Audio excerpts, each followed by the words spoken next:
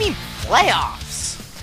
Hello everybody and welcome to a special playoff edition of You're Off the Case, the Ottawa Hockey Podcast.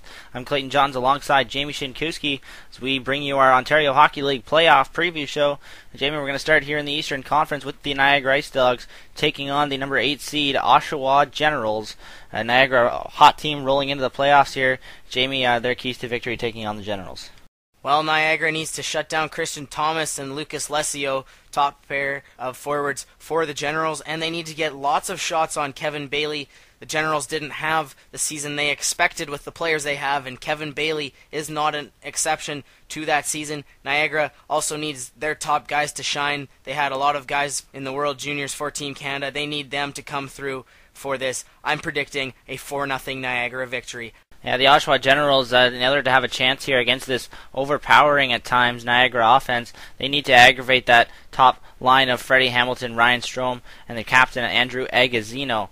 Oshawa is also going to need to limit their turnovers in the neutral zone. Niagara really likes to play off that rush, and Dougie Hamilton loves to jump up in, turn a normal 3-on-2 or a normal 2-on-1 into an easy 3-on-1. On the flip side, the Generals also need to stay disciplined. They had about 328 more penalty minutes in the regular season than Niagara, so perhaps even on that premise alone, I'm taking Niagara for a 4-1 victory, 5-game victory over the Oshawa Generals. Moving along to the number 2 seed, taking on the number 7 seed, in the Ottawa 67s, taking on the Belleville Bulls. And for the 67s, the keys to victory are quite simple as they dominated Belleville this year, winning the season series 7-1. They need to score early and often. Don't give Malcolm Subban a chance to build his confidence or any momentum. Subban struggled down the stretch heading into the playoffs for the Bulls. They'll also need to stay disciplined, though. Don't get too greedy and forget about playing defense. They have the offense to defeat this Bulls team. They just need to make sure that they don't forget about defense in the process. And this goes without saying, but they'll need strong goaltending from Peter Mrazek, who showed how he can play in the World Juniors and last year heading into the playoffs. We have not quite seen that level as he's played with the 67s so far this year. As we said, Jamie, this 67s offense is pretty high-powered and might be a bit of a test for the Belleville Bulls. Yes, the Bulls need to give Malcolm Subban lots of support, limit the odd man rushes for the 67s. They also need to take away time and space from the top players, guys like Shane Prince, Tyler Toffoli. Take away their time and space, take away the passing lanes, don't allow them to get a lot of shots. They also need to make Mrazek work. They had the worst power play in the league throughout the regular season, and they need to get pucks and net traffic to get pucks through Peter Mrazek. They need Malcolm Subban to find his form before his injury, and they need a guy like Brendan Gaunce to show why he is going to be a top 10 draft pick this year. As for my predictions, I think Subban could steal one game, but probably only one game. Ottawa in 5 games, 4-1 for the 67s. I'm not sure, Jamie, that I see the Bulls winning a game as they struggled so much against the 67s this year. I'm going to take the 67s for a 4-game sweep of the Bulls. Shifting our focus now to the number 3 Barrie Colts taking on the number 6 Mississauga St. Michael's Majors. And the Majors, the second hottest team in the Eastern Conference heading into the playoffs. So Barrie will need to use that speed that they've shown for most of the season, specifically of Ivan Teligan and Mark Scheifele, and keep moving the puck to Tanner Pearson, who had 54 assists this year. Pearson was big in feeding both Teligan and Scheifele. They also need to get strong goaltending from Matthias Niederberger. He has had some strong games over the past month or so, and Barrie certainly needs that goaltending heading into the playoffs, as Mississauga has been getting the goaltending they've needed heading down the stretch, Jamie. Yes, Mississauga needs to utilize their top line of Brace, Wise, and Partanen, and they need secondary contributors as well, Kontos and Cobbled. They also need Maxwell to continue his strong play that has been seen down the stretch, and they have been one of the hottest teams heading into the playoffs, so they need to use that momentum and their experience of being in the Memorial Cup last year. I'm predicting an upset, 6-3, Mississauga taking it in 7 games. And I'll agree with you on that one, Jamie. I see the Majors just being the hottest team the second hottest team in the Eastern Conference right now. I'm taking them in a 7-game victory over the Colts as well. Perhaps the closest matchup in the Eastern Conference, the number 4, number 5 seed, the Brampton Battalion, taking on the Sudbury Wolves, a race that came down to the final weekend of the season for home ice advantage. The Battalion won that battle, and hopefully for them, they can win the battle in the first round. But they'll need strong goaltending from Matej Machowski, who is the second best goals against average in the Ontario Hockey League this season, in order to stop this high-powered Wolves offense. And they'll also need that balanced attack that worked for them all season. They had 7 players over 30 points this season. For the Battalion to win, they'll have to avoid getting into a track meet with the Sudbury Wolves. They'll need to play a tight defensive game, as they have for most of the season, because, Jamie, this Sudbury offense is pretty ruthless and can overpower you at any point in the game. Yes, the Sudbury offense is one of their keys to win. It's tough to win without your top players, and the guy who won the scoring title for the Ontario Hockey League, Michael Scarbosa, needs to continue his production going into the playoffs. Sudbury Wolves also need to play some smart defense, because defense wins championships. For my prediction, I see the Sudbury Wolves pulling a 5-4 upset in 6 games. As you said, Jamie, I also see the Sudbury Wolves taking the Brampton Battalion out in the first round. I'm going to say in 7 games, the Sudbury offense might just be a little too much to handle for the Battalion. Switching now to the Western Conference, and we'll start again at the top with the London Knights taking on the number 8 seed Windsor Spitfires. The Knights finished the year the final BMO CHL MasterCard top 10 rankings in the 3rd spot, and simply the Knights are just going to have to overpower the Spits, roll their 4 lines. They have the best 4-line combination in the Ontario Hockey League, and they'll need the strong play that they've seen from Michael Hauser all season long, that same play that set a franchise record and an OHL record for most wins in a season by a goalie, Jamie, and once again we see that the lower seed is in over their heads against the higher seed. Yes, the Windsor Spitfires are sure in over their head.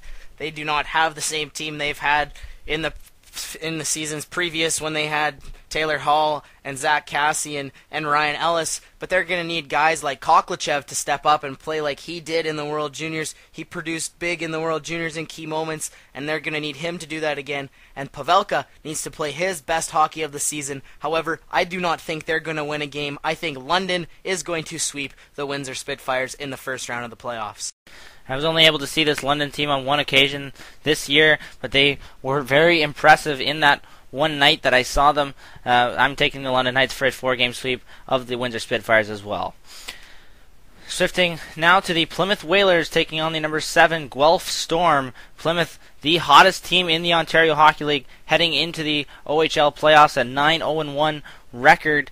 They'll need to make life difficult for Garrett Sparks, who was the Vaughan CHL Goaltender of the Week this past week. Lots of shots and traffic in front of Sparks. Once again, much similar to Malcolm Subban, don't give him any confidence. But Plymouth also needs to keep it simple and just win quickly. They also need Scott Wedgwood to play the hockey we saw from him in the World Juniors, Jamie. Yes, for Guelph, it depends which team shows up. They beat Plymouth February 18th by a score of 9-1, but they lost to Erie 11 days later on the 29th of February, 3-2. So it really depends which team shows up for Guelph. They are going to hope that the team that beat Plymouth 9-1 so handily can show up for this. And the bottom line is they need Garrett Sparks to be at his best to show why he was the best goaltender in the Ontario Hockey League in these weeks when he got the award. But when it comes down to it, I think Plymouth is going to take this series in 5 games. And this Plymouth team, Jamie, is just a little bit too strong. Scott Wedgwood, definitely one of the better goaltenders in the Ontario Hockey League this year. I'm also taking the Plymouth Whalers to defeat the Guelph Storm in 5 games. Now to the Kitchener Rangers and the number 6 Owen Sound attack. Kitchener really needs to focus on playing that finesse game against a physical Owen Sound team. They don't have the same muscle that Owen Sound has, so if they try to play a physical game, they're likely not going to succeed, but they definitely have one of the better offenses in the Ontario Hockey League. And they also need one of their goalies, either John Gebson or Frankie Palazzese, to establish themselves as a number 1 goaltender. The goalies have more or less split the job over the season so far, but one of those goalies really needs to get hot and get on a run, Jamie, as we know goaltending is so important in the playoffs. Yes, and goal scoring is important, and Owen Sound will need to find ways to score without their top player, Mike Halmo, who was suspended March 10th at Sarnia. And they also need other veterans to draw on the OHL Championship and Memorial Cup experience of last year. I am predicting Owen Sound's going to use that experience to pull a 7-game upset over the Kitchener Rangers. as much as I agree with Owen Sound possibly being the more physical team and having the experience, I just think the Kitchener offense is a little bit too strong, and with Owen Sound missing his top point producer from the regular season, I'm taking the Kitchener Rangers to win over the Owen Sound attack in 6 games. The final series is between the number 4 seed Sarnia Sting and the Saginaw Spirit, and Sarnia was hoping to finish a little higher in the regular season. They nonetheless still got home ice, but they're without what they thought would be 2 of their top players heading into the 2011-2012 season, and that being Nal Yakupov, who was injured on March the 10th in that game against the Owen Sound attack, and also lost Alex Galchenyuk early in the year, and then once again in just his second game back, the final game of the Ontario Hockey League's regular season. They'll need to look for that offense from perhaps Ryan Spooner, one of their pickups this year. Got him in a trade from Kingston, but Spooner has been very selective as to when he seems to be interested, if you will.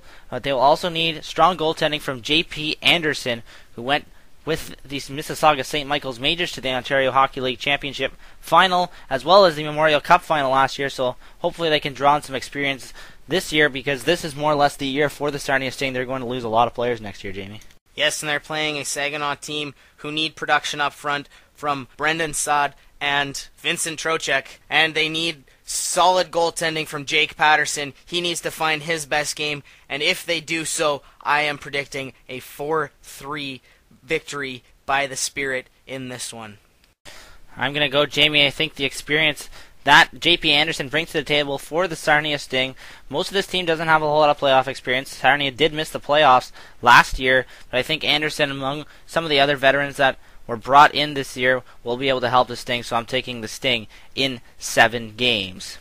On a related Ontario Hockey League note, Connor McDavid of the GTHL's Toronto Marlboros was recently granted exceptional player status by the Ontario Hockey Federation, making him eligible as a 1997-born player for the 2012 Ontario Hockey League Priority Selection Draft. That first overall pick goes to the Erie Otters.